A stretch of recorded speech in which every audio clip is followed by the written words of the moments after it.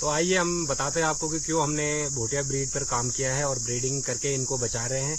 क्योंकि ये इंडिया की नेटिव ब्रीड है और पहाड़ों में इन्होंने बहुत लंबे टाइम से अपनी सर्विस करते आ रहे हैं। जो भोटिया लोग होते हैं, बकरवाल लोग होते हैं, जिनके पास गाय भैंस मवेशी जो भी होते हैं, जो जंगल में चूंगते हैं, उनके साथ जब ये रहते हैं तो वहाँ पर ये जंगली जानवर से उनको प्रोटेक्ट करते हैं, उनके जानवरों को प्रोटेक्ट करते हैं। और आज के टाइम पे अगर इनकी बात करूंगा तो सबसे बड़े दुर्भाग्य की बात है कि ये जो ब्रीड है हमारी, इस पे किसी ने भी जो ब्रीडिंग पर इसका ध्यान न देते हुए ये मिक्स होती गई। और आज के टाइम पर ये जो ब्रीड है अब वो पहले जैसी नहीं रही है जो आज से 20 साल पहले, 40 साल पहले थी।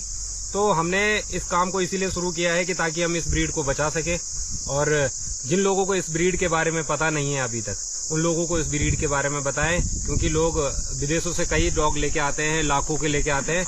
तो एक बार इस ब्रीड के बारे में भी जरूर जानें और एक बार जरूर पाल कर देखें घर में कि ये ब्रीड कैसा है, और अपना एक्सपीरियंस बताना कि इस ब्रीड के साथ क्या रहता है। और जब मैं इसकी बात अगर करूंगा कि मेरे दिमाग में कब क्यों आया ये कि ब्रीडिंग का काम करना है, तो जब मैं गया पहाड़ों में तो मैंने देखा कि सारे शेफर्ड के पास जो आज से 10 साल पहले, 20 साल पहले बहुत अच्छे डॉग होते थे, वो आज के टाइम पे नहीं है।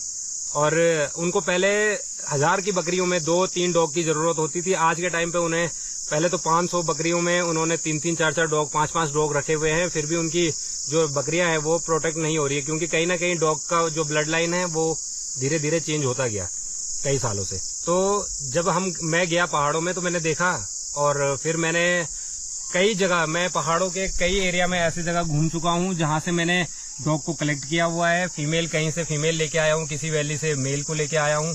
उत्तराखंड में, हिमाचल में मैं काफी एरिया में घूम चुका हूँ। और अब ये प्योर ब्लड लाइन जो है वो नहीं बच पाई है। और इनको बचाने के लिए अभी तक किसी ने, गवर्नमेंट ने या किसी ने इंडिविजुअल, किसी पर्सन ने भी ऐसा कोई काम नहीं किया था कि जिससे ये ब्रीड बच सके और इनको कहीं पे रखा जा सके, जिससे इनकी ब्रीडिंग जो है वो प्योर ब्रीडिंग करी जा सके।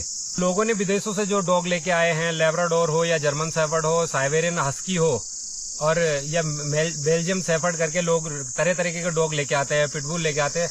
तो अगर इंडियन ब्रीड की मैं बात करूंगा तो सबसे बड़ा मिथ बना रखा है लोगों ने कि ये पहाड़ की ब्रीड है और ये हमारे इंडिया के जो गर्म इलाके हैं वहां सर्वाइव नहीं कर सकता है। जब लोग साइबेरिया से हस्की को लेके आ सकता है जहां 12 महीने ठंड होती है और वो यहाँ पे सर्वाइव कर जाता है, तो क्यों इंडिया की ब्रीड इंडिया में क्यों नहीं सर्वाइव कर सकती है?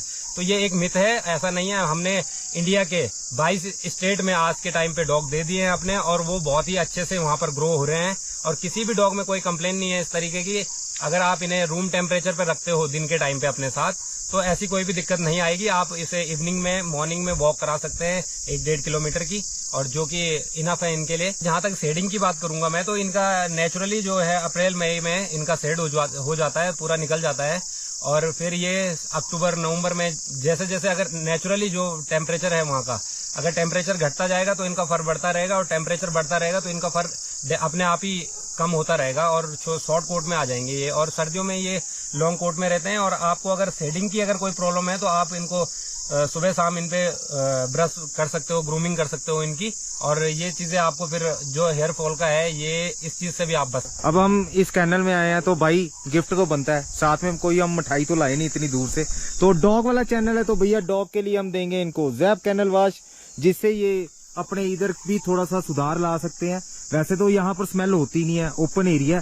तो भाई के लिए चलो हम डॉग के लिए कुछ और नहीं लाए भैया। इसको आपने यूज क्या करना है, इसका एक ढक्कन डालना है 1 बाल्टी में, ठीक है। और आप यहाँ पर स्प्रे कर सकते हो। चलो पारवा तो होगा नहीं यहाँ पर, ठीक है, लेकिन इससे ये होगा जो फ्रेगनेंस है ना डॉग की, वो कहीं ना कहीं तो आती है, वो खत्म हो जाएगी। ये आपका 6 महीने चल जाएगा आराम से, ठीक है। ये अपने कैनल में आप यूज करो, ठीक है।